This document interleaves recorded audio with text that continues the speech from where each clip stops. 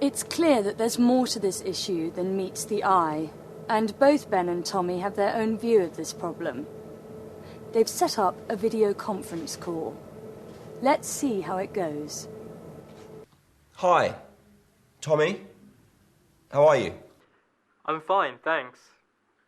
Well, I thought we should talk because I'm not satisfied with the product you've been sending recently.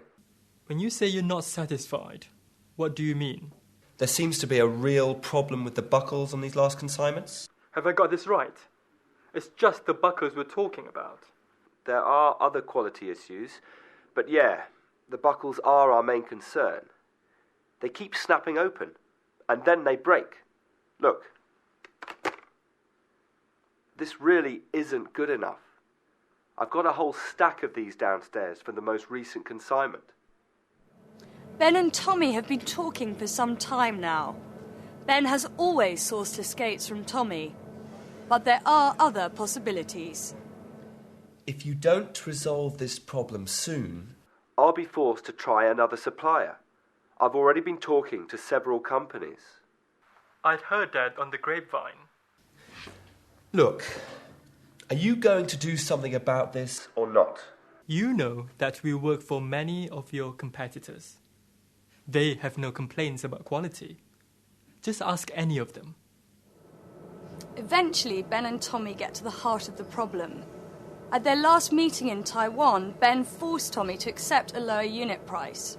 Tommy wasn't happy about this, but he had no choice but to accept it or lose the business. I told you at the time that this would have implications. Not for quality. I hope not. But I couldn't be sure.